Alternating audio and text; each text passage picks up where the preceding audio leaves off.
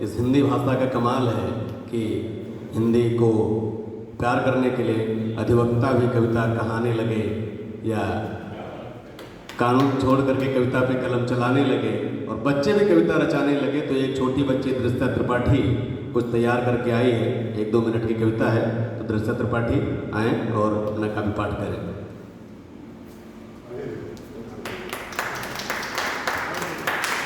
आप सब बड़ों को मेरा प्रणाम। मैं दृष्टा त्रिपाठी आज आप सबके समक्ष हिंदी दिवस के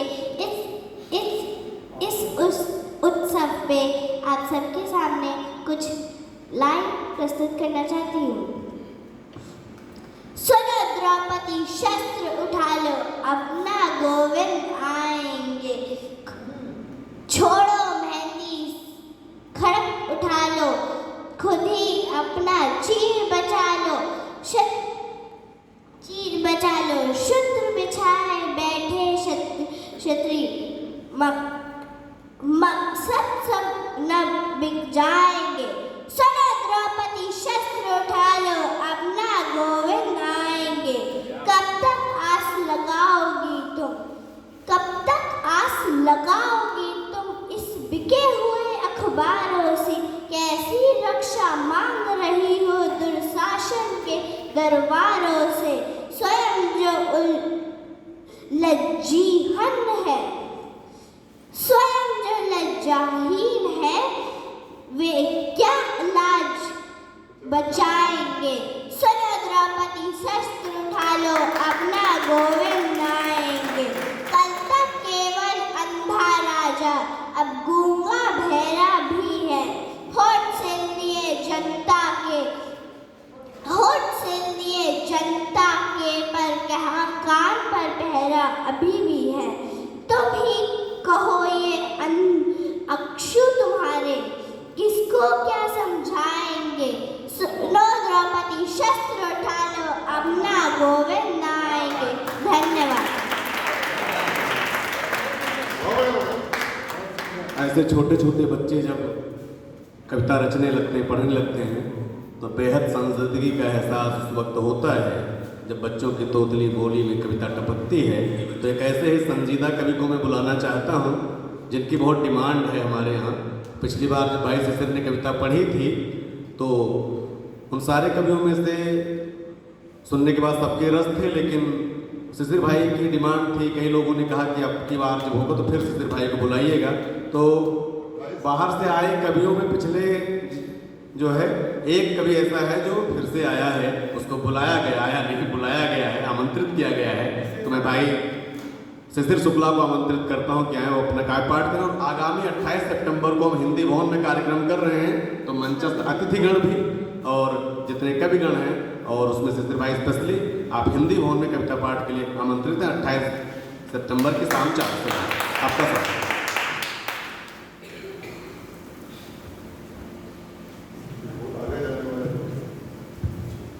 शारदे को प्रणाम करता हूँ। मंचस्थ गणमान्य लोगों को प्रणाम करता हूँ। आप सभी की पावन उपस्थिति को प्रणाम करता हूँ। समय इतना बीत गया है कि इसमें अधिकतर कवि है, वही सोता है, वही कवि भी है। आप सभी को पुनः नमन करता हूँ। हिंदी दिवस का उपलक्ष्य है, बहुत अधिक बोलने की आवश्यकता नहीं, बहुत बोला भी जा चुका है। बस मैं उनको प्रणाम करते हुए यही कहूँगा कि इतनी सारी उपभाषाओं, इतनी बोलियों को सितारों की तरह अपने आंचल में टाके हुए माँ भारती, माँ हिंदी जो हम सबको आशीर्वाद देती हैं, संस्कार देती हैं, उनको प्रणाम करता हूँ। और मैं अपना काव्य पाठ शुरू करता हूँ। चार पंक्तियाँ सुनाता हूँ।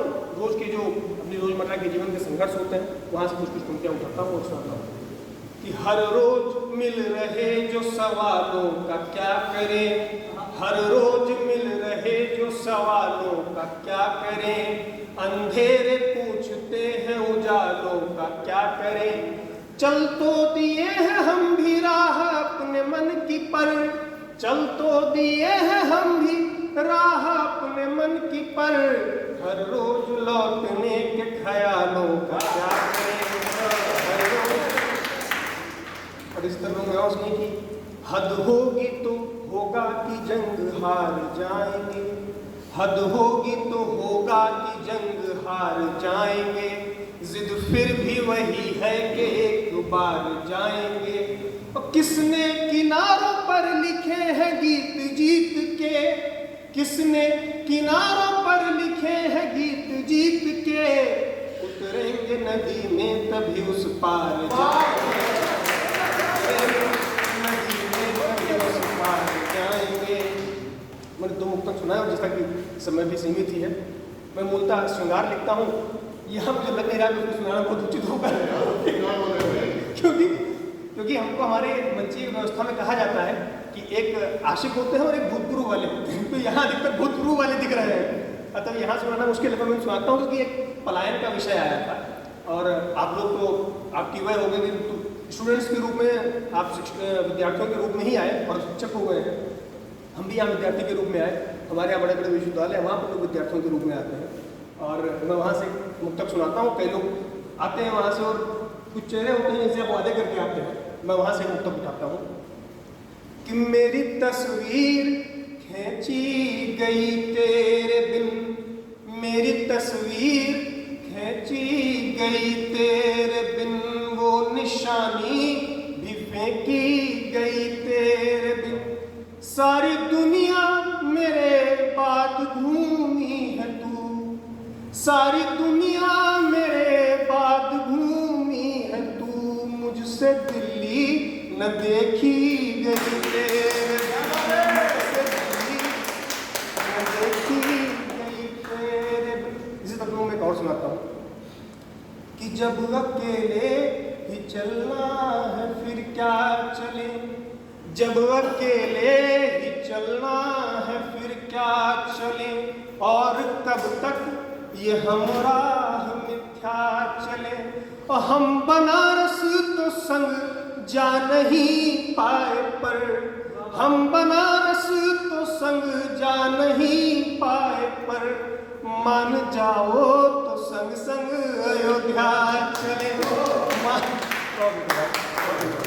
मान जाओ तो संग संग अयोध्या चले। मैं गीत सुनाना चाह रहा हूँ और मैं इतनी देर से हुआ आपको मैं कौन सा गीत सुनाऊँ। मनोज भैया ने कहा कि आप जो सुना के गए थे उसको लोग बार बार कह रहे थे, तो राम जी का गीत है, तो मैं जैसा आप लोग का आदेश और समय एकदम ही एक ही गीत सुना तो वही सुनाता हूँ। इस गीत की भूमिका इतनी सी है कि प्राण प्रतिष्ठा हुई तो सारे कवि मित्र लिखते ही थे, वैसे भी लिखते थे राम पर एक ऐसा राम विषय ही है कि जिन पर लिखा ही जाए, और जब प्राण प्रतिष्ठा हुई तो बाकी सारे मित्र भी लिख ही रहे थे, मैंने भी लिखा। वह विषय ढूंढ रहा था कि ऐसा क्या लिखा जाए, तो कवियों के सामने एक चुनौती होती कि जो लिखा जा चुका उसको कैसे लिखें। बाबा तुलसीदास लिख के गए जब वो सीता जी के लिए लिख रहे थे कि सब उपमा कवि रहे जो ठारी कई पर तरों विजय कुमारी, किनको सीता जी के लिए मैं कौन सी उपमा लाऊं, सारी उपमाएं तो भीगी पड़ चुकी, तो तब